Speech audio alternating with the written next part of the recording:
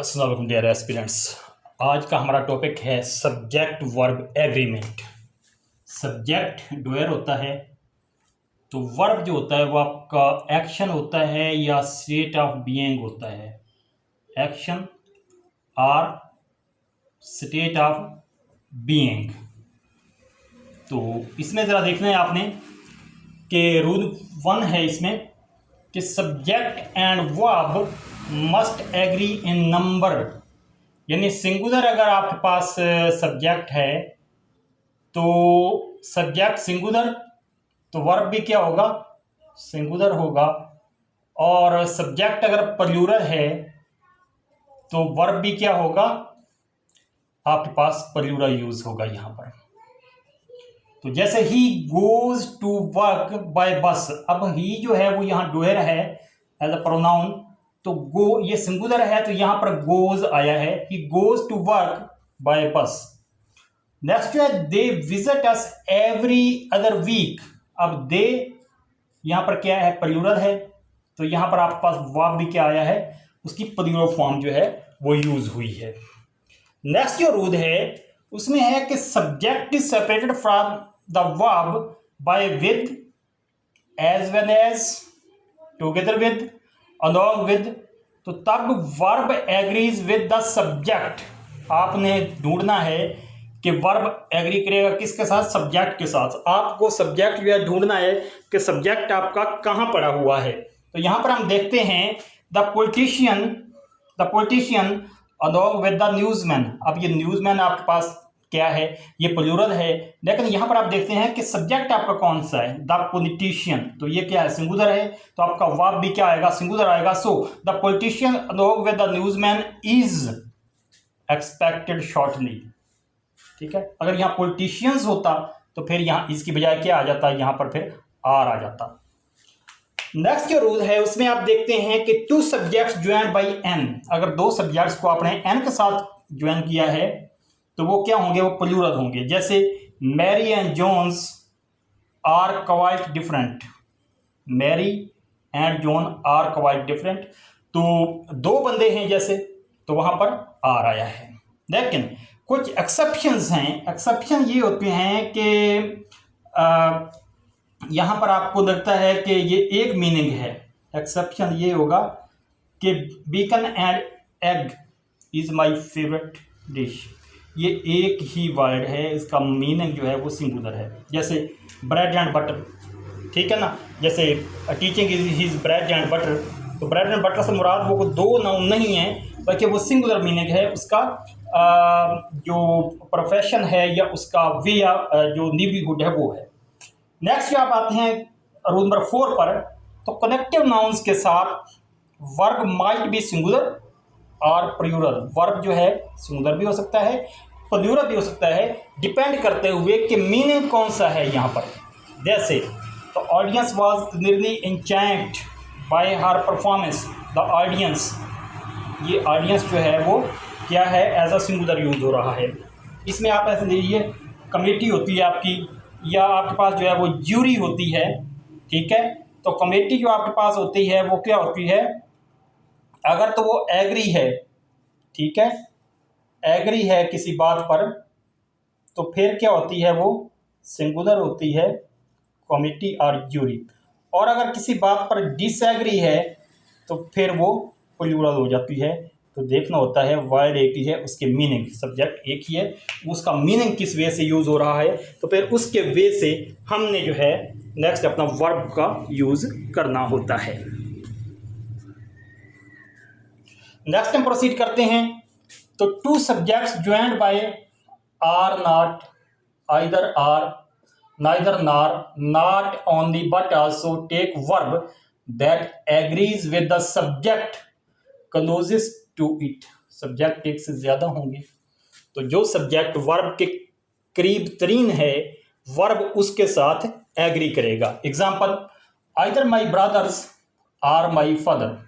अब either and or, either my brothers ये क्या है, ये प्लूरल है।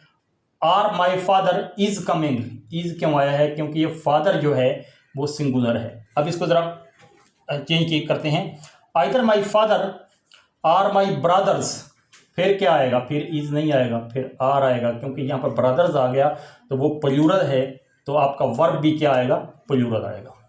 Not only you but also I, not only you but also I am planning to go.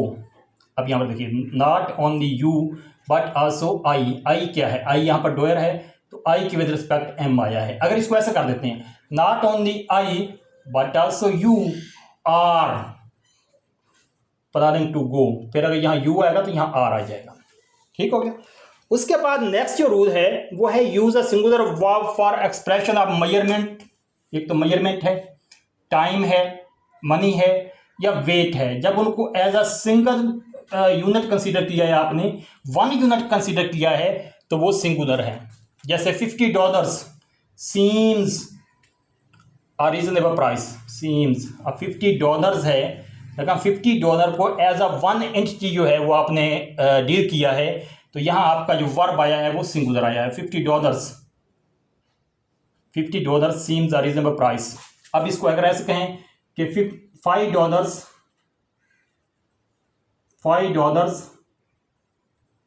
scattered there। अब $5 तो यहां हम लगाएंगे वर्ब या are.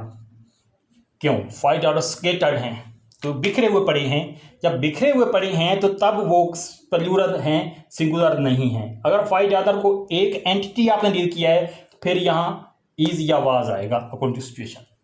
3 miles single unit, is too far to walk.